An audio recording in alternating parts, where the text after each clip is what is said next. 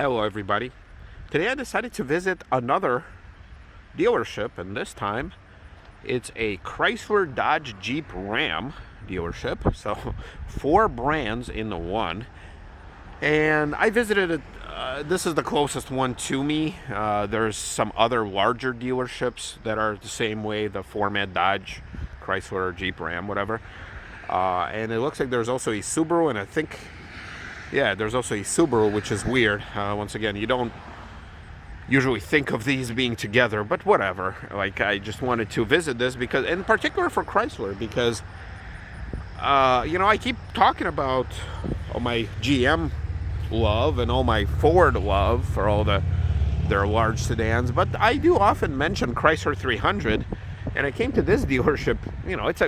After all, Chrysler is the first one here, and I don't know if it's because it's alphabetical, C, D, J, R, or is it because Chrysler has always been considered like the flagship brand. And to my surprise, there's not a single Chrysler 300 in this lot.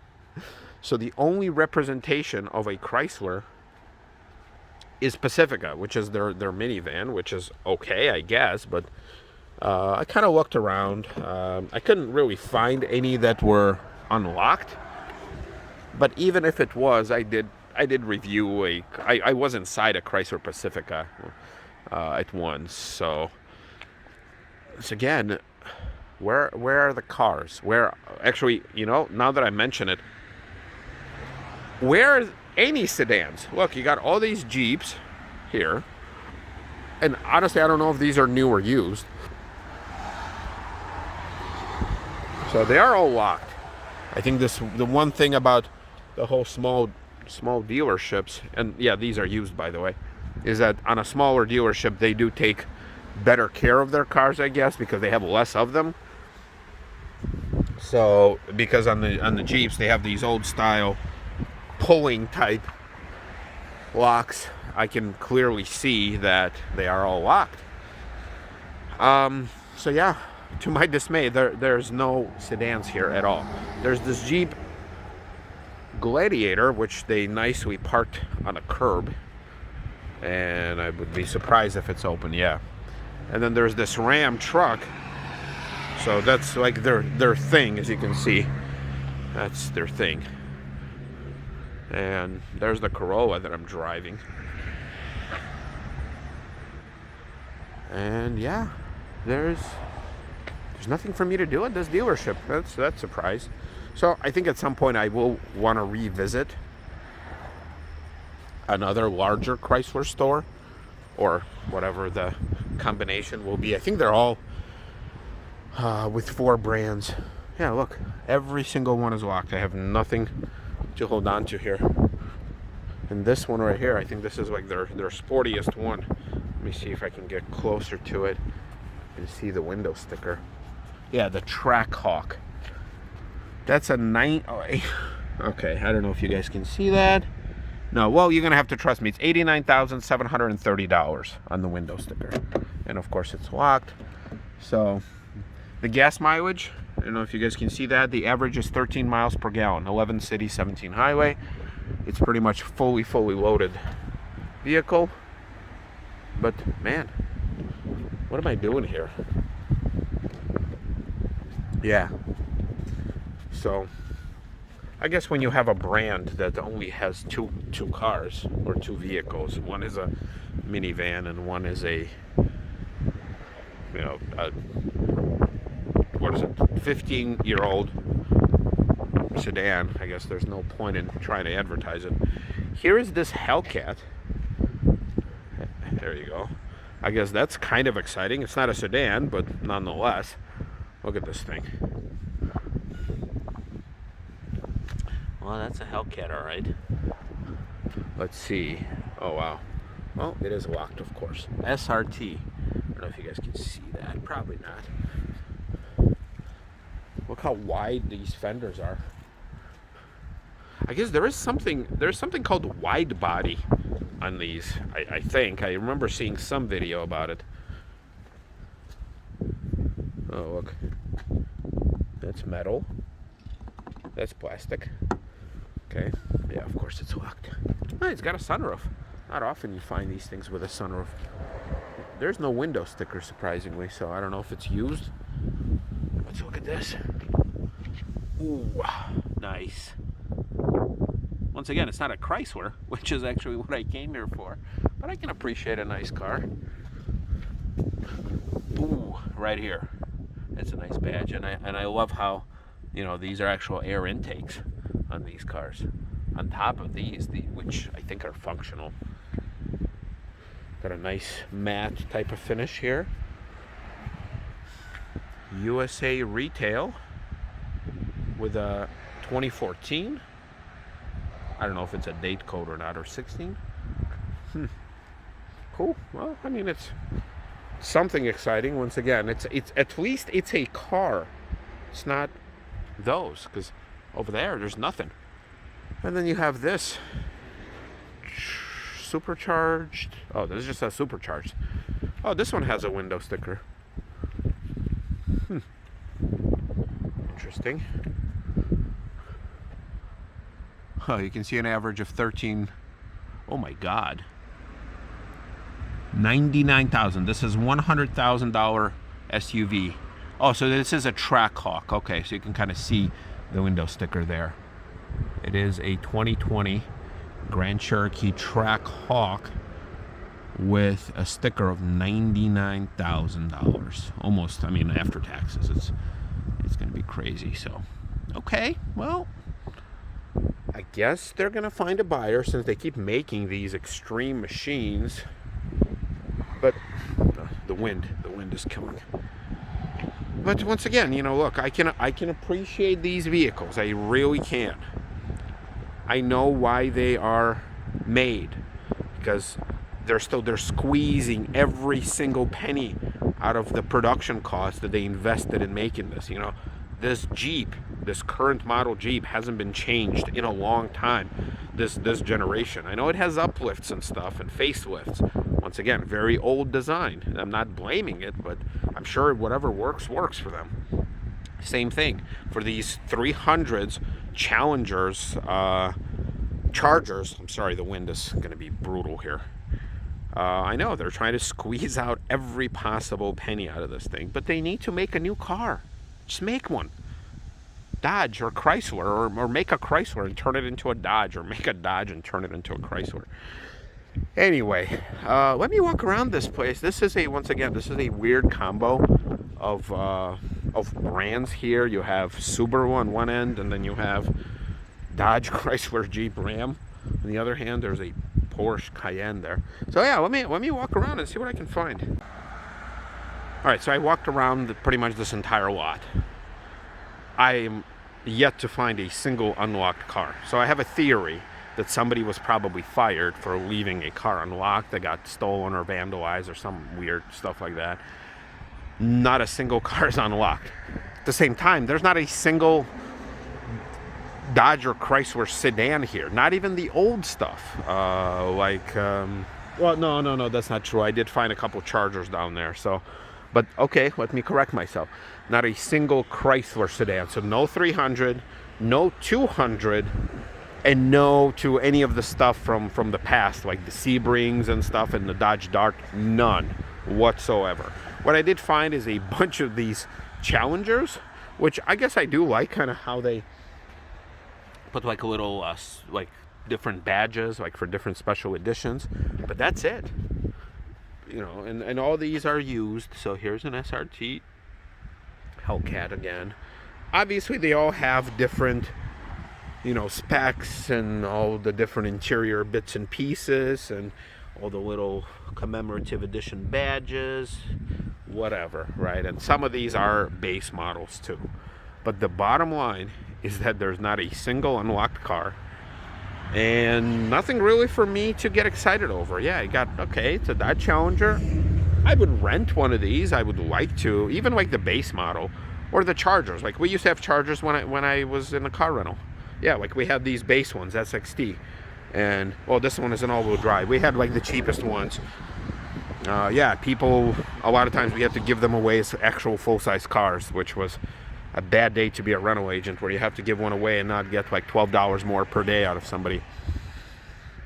But yeah, all of this is just Grand Cherokees, other types of Jeeps. And I guess I get why they wanted to go with like that whole Dodge, Jeep, Chrysler, Ram stuff and Subaru, because I guess Subarus are also kind of outdoorsy. So it goes well with their whole persona of outdoorsy adventure type of deal. This is an interesting group right here where you have 2006 Jeep Wrangler with some sort of an aftermarket brush guard. You have a 2013 Jeep, which looks fairly stock. And then you have, and this one is a two-door. Sorry, the wind. This one is a two-door, and then this one is a 2015 four-door. I guess they call it Unlimited. You can kind of see that not a lot has changed. Obviously, they have different lift kits and aftermarket stuff. But as far as like the overall look, like you see round headlights. This one has round headlights with some sort of eyebrow thing over them. I don't know what's up with that. And then you have this thing right here. So they're all pretty much the same. All right, I'm going to walk around for a couple more minutes. If I don't find anything more exciting, I will be signing out. All right, so out of pure boredom, I actually walked from way up there up front back here to their back lot. And I know a lot of dealerships often have like weird and trade-in stuff and their service stuff in the back lot. And this one is no exception. There's a bunch of used cars there. There's a bunch of new inventory here as well. You can kind of see. You can kind of see if I zoom in there. So a bunch of just more of the same. There's an old Dodge Journey down there. And a bunch of stuff which I can, zoom in. But the interesting thing is that, this gate, right? It's locked, and then there's another one right there. I could probably climb underneath it. But at this point, I would be trespassing because it's a clearly locked lot. There's clear locks. It's a clear, kind of a private property. And for stuff like this, I'm not saying I'm going to go to gulags for 20 years if I get caught. But at this point, this would be kind of the limit to what I am able and willing. Well, I should say not able, but willing to do for this channel. This would be start actually climbing over, or climbing under. You can kind of see more. Yeah, like I don't want to do that. I don't want to be that guy who climbs over, get caught, or I get caught on the camera and they actually call the cops on me, because if I do climb underneath, let's say if I do fit, I probably would over there, or especially over there. I think it was more wider opening. But yeah, at that point I'm clearly breaking the law, which I'm not gonna do. I guess the one interesting thing they have here is this Datsun Z back here. I'm not sure if it's a trade-in. I'm not even sure if it's a Datsun, but I think it's a Z. Yeah. Oh, here, there's another gate here, which you can see it's clearly locked. Oh, yeah, it is a Z. All right. I'm guessing it's a Datsun at this point. I don't think they were Nissan yet. So, okay. That could be interesting. But once again, in order for me to get up close and personal, some laws would have to be broken. And I'm not going to do that just yet. Just yet. Maybe if I go crazy or drunk one day, I will. But by the way, there's a truck bed in here. So, all right, anyway, I got a long walk back. Thank you, everybody. I know this was kind of a bust. Not a single unlocked car, so this dealership does get an A+ for their security system as far as just locking the door. Their fence is weird because there's a big space for somebody to climb. But thank you, everybody, and I'll see you next time. Well, actually, on the way back to my Corolla there that I'm driving, I did find one unlocked car right here, which is this Porsche Cayenne S from probably early 2000s with some aftermarket wheels. I don't know what possessed me to pull the door handle on this thing with some weird kind of bubble stuff here on the trim. And this one is unlocked. Let's see, what year is this? 2003. Okay, so yeah, I was right, early 2000s. And not only that, it's unlocked. The key is here, which doesn't seem to want to come out, but okay, I'm not complaining. I found the one and only unlocked seatbelt just fell.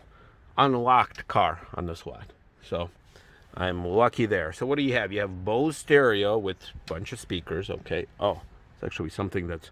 hello, camera. All right. Mirrors, windows, locks, auto. Yep, it's got juice. It's got 141,000 miles. And I like this one where you can pull for not only front, but also rear fog lights. Cruise control. Okay. Got these giant buttons right here. Look. Compared to some of the other cars that have tiny little, like my finger. Obviously, it's a cutout for a finger here. So, you got the Tiptronic shifter. Very satisfying clicks. I love these gauges. Look how many gauges you get. Oil, tech, temperature, fuel, speedo, volts, right there. What else? You have the heated seats with infinite amount of... Well, not infinite, but with 5 settings. You have I don't know, is this a vent? That's probably a speaker, it's not a vent, but these are vents with huge open and close sliding things. Heated seats. Hazard lights. Oh, it's interesting how they did an indent on the 5, so you could kind of feel around the 5 in the dark, and then you can press these buttons here. Although, wouldn't they light up? I mean, I can imagine they light up. Tiny volume knob, I guess, because you have these giant buttons here. All different cruise control or different vent controls. These are a bunch of blank switches, which is weird. I mean, this is Porsche Cayenne. Wasn't that like their top of the line vehicle at the time? Have a bunch of CDs. Nice headline material, headliner. All right. You have this overly complicated sunroof control. All the different lights. There you go. Okay.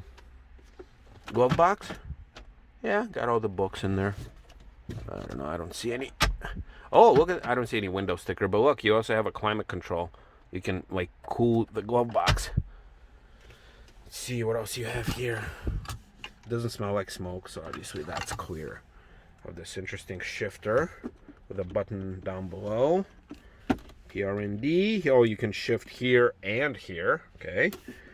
Oh, the different ride height, either ride height control or drive modes. And then I'm assuming this was something else, which was taken out. I'm guessing it's a trade-in. I mean, that's the only thing I can think of. But I'm also surprised that the key is here. Yeah, the key is. All right, look, I'm not going to start it, but... Oh, key not found. Oh, so that's just... Oh, I see. Oh, that's interesting. So this is like the plastic thing that would turn, but you actually have a smart key for this car, and then this was just a release. Okay, I got it. So that's why. So they thought about that they secured key inside, but I'm trying to start it. What if I put my foot on the brake? No.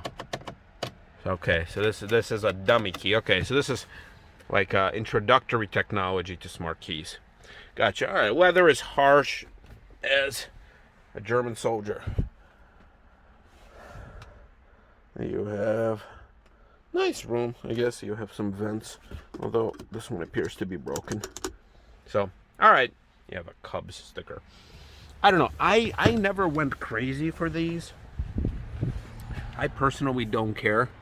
I like this heated seat, heated mirror control with the folding feature down there, and then the heated option. So this is a very complicated switch. You have a whole bunch of different controls for your lumbar, and it does work too. So nice and interesting. I don't know. Yeah, I once again, I'm never a big fan of these. I know they were really prestigious, probably very fast vehicles in their day, but